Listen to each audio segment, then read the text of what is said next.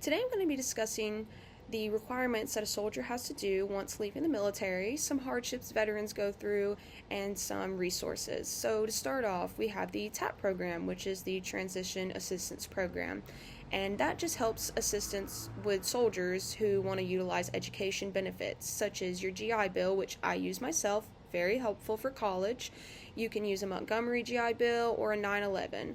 So these bills are very helpful for colleges or tech schools or even trying to get a CDL. They're very, very helpful when you utilize them. And you can get these benefits only if you are discharged under honorable service. So if you were to be transitioned out as dishonorable, most of the time they kind of strip those things away from you.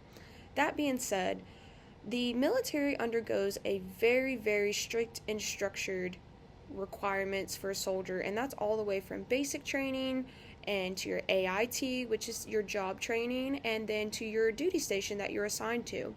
And that's where to sleep, when to eat, what times to eat, what to wear, where to be, and there's strict, structured times. And so imagine you live this lifestyle for 4 years or more or less, and you're just used to this set schedule, and you transition out, and that can leave a soldier, veteran, leaving kind of lost, lonely, not really knowing what to do, where to go, where to start. It can really take a toll on a soldier.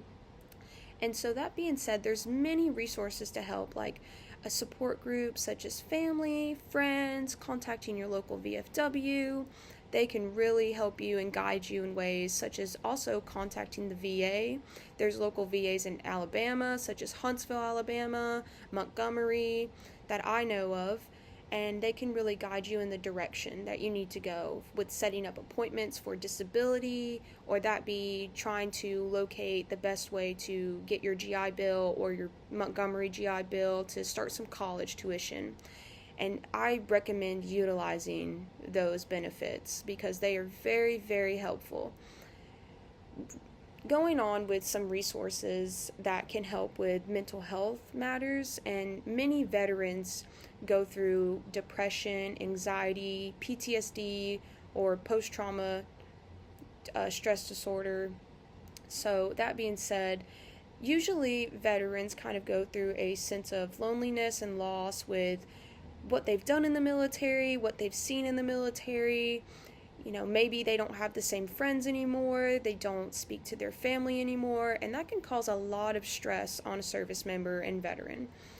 And moving past that, some resources for those would be if you're struggling with finding a job, such as you can look up Hire Heroes USA. Many soldiers leave the military with not even a resume, and that's really stressful if you don't really know where to start from there.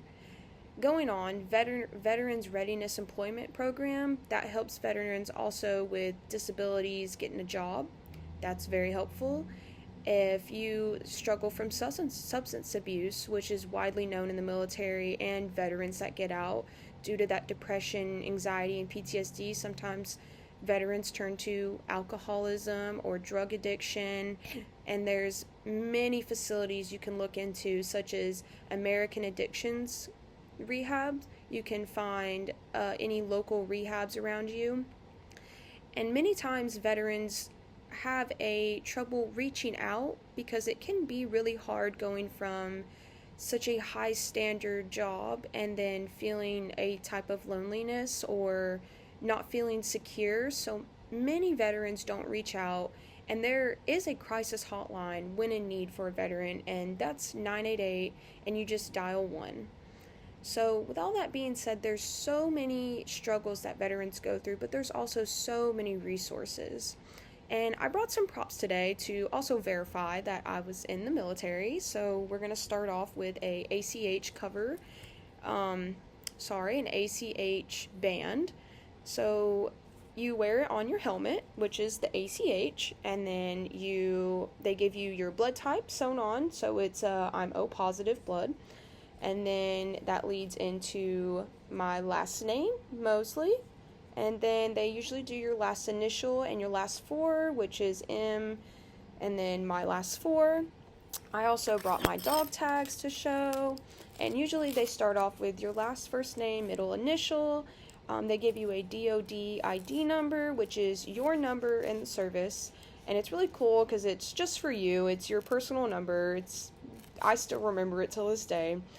Their blood type, and then typically your religion, or if you're not religious, you can put non-religious on there, and they make these for you. So I hope you guys can see this. I've got Mosley, Madison M, my DoD right there, my blood type, and then the religion, which was Church of Christ at the time, I believe. So it's really cool. There's a lot of programs, again, that you can go through, and I just want to go back over those. So if you're looking for a job, it's Hire Heroes USA. Soldiers or veterans with a disability would be Veterans Readiness Employment Program. And then there's also for rehabs, you can look into American Addiction Rehabs or American Addiction Cares. Also, that crisis hotline would be Hotline 988 and then dial 1.